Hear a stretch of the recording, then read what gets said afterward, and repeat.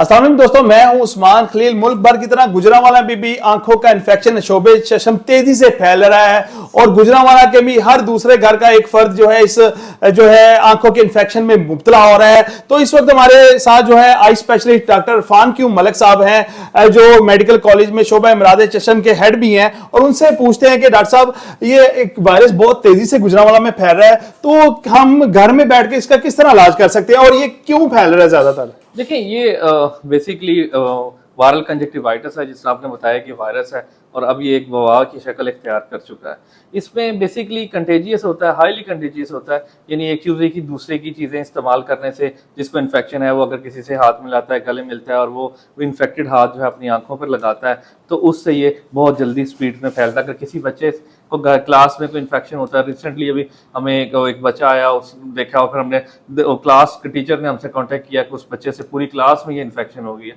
तो ये इसमें बेसिकली एहतियात है कि जितनी की जा सकती है वो करें, ताकि जिसको इन्फेक्शन है वो बेसिकली क्वारंटीन करें, कुछ अर्से के लिए अपने आप को दूसरा अपने घर में आम इस्तेमाल की चीज़ें हैं वो दूसरों से सेपरेट कर लें, ताकि और आंखों को बार बार रब ना करें, और जिसको इन्फेक्शन है वो अगर सेपरेट कर लेगा तो वो इन्फेक्शन जो है दूसरों को बचा सकता है। डॉक्टर साहब, मेडिकल कॉलेज के आप इंचार्ज हैं शोबा इमराद चश्म के, रोजाना कितने मरीज आ रहे हैं मेडिकल कॉलेज में और निजी अस्पताल में रोजाना कितने जा रहे हैं? देखिए, अगर आप कंबाइन बात करें तो मेरे ख्याल में 200 से ज्यादा मरीज हैं जो कि डेली रिपोर्ट कर रहे हैं, प्राइवेट निजी हॉस्पिटल्स में भी और गवर्नमेंट हॉस्पिटल्स में भी। और सिर्फ वजह इसकी जो है ये कि अगर एहतियात की जाए तो ये इसके वबा पर हम अच्छी तरह काबू पा सकते हैं। अच्छा डॉक्टर साहब, जिस तरह आपने कहा कि बच्चों से ये बड़ी जल्दी बच्चों में फैल रहा है, तो हम स्कूल और कॉलेज में देखते हैं कि एक बच्चे को अगर होता है उसकी आंखें लाल हुई होती हैं तो दूसरे बच्चे से बड़ी जल्दी ये मुंतकिल हो जाएगा। तो ये स्कूल वाले को क्या आप क्या कहना चाहते हैं, किस तरह ये चेक करें? वो देखिए, बेसिकली स्कूल की तो रिस्पॉन्सिबिलिटी टीचर, एक बच्चा स्कूल आ जाता है ऑब्वियसली वो तो टीचर की रिस्पॉन्सिबिलिटी आता है, लेकिन बेसिकली ये पेरेंट्स की रिस्पॉन्सिबिलिटी है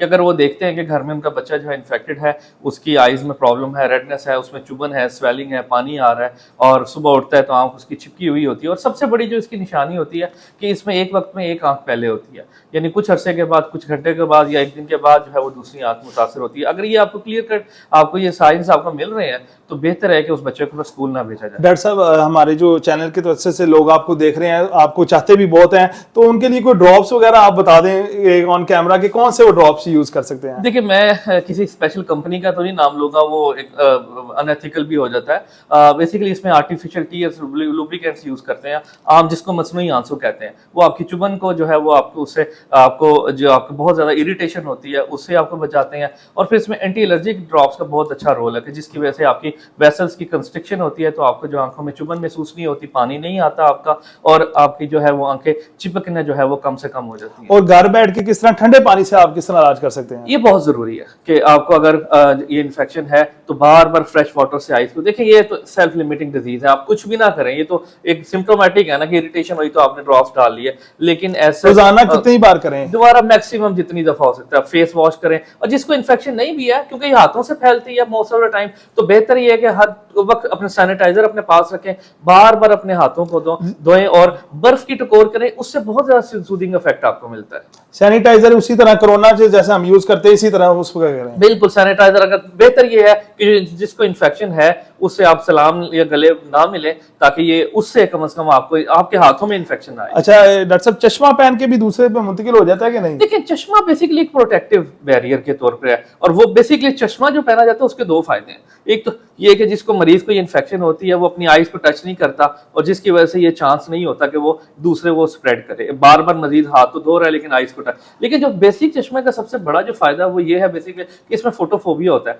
यानी आप में से कभी किसी को आपको जानने वाला में होगा कि रोशनी इतनी तेज चुभती है कि आप इवन ट्यूब जो है रूम की लाइट में अपनी आईज ओपन नहीं कर सकते। तो चश्मे का सबसे बड़ा बेनिफिट ये होता है कि आप इससे जो है वो अपने आप को फोटोफोबिया से बचाते हैं, प्लस एक प्रोटेक्टिव बैरियर है। लेकिन ये बात है, ये कोई वायरस उस तरह नहीं है जैसे आप मेरे साथ बैठे हैं और मैं आपको देख रहा हूँ, ये बिल्कुल डॉक्यूमेंटेड नहीं है, पूरी दुनिया में आप गूगल करके रिसर्च करके देख लें, ये वायरस सिर्फ कॉन्टैक्ट से फैलता है। ये 5-7 दिन में ऑटोमेटिक ठीक हो जाएगा? देखिए, टोटल टाइम तो 10 से जो बुक्स पे लिखा है वो 10 से 14 दिन का, लेकिन it all depends upon your immunity immunity कि आपकी कुव्वत मुदाफित कितना, कुछ लोगों में एक आध दिन में ठीक हो जाता है, कुछ लोगों में 2 से 3 भी दिन ले लेता है, कुछ में हफ्ते से ज्यादा टाइम ले लेता है। जी, जैसा कि आपने डॉक्टर साहब की बात सुनी, उनका कहना है कि इस जो है शोबे चश्म में आप अपने हाथों को ज्यादा से ज्यादा धोएं और हर एक शख्स के लिए कि आजकल वो सैनिटाइजर अपने साथ रखे और खास तौर पे जो शोबे चश्म में ये मर्ज में मुब्तला मरीज हैं वो अपनी आंखों को ठंडे पानी से धोएं और खास तौर पर बर्फ की जो है उनको टकोर करें ताकि वो इस मर्ज में जो मुब्तला है वो जल्द अज जल्द जो है ठीक हो सके।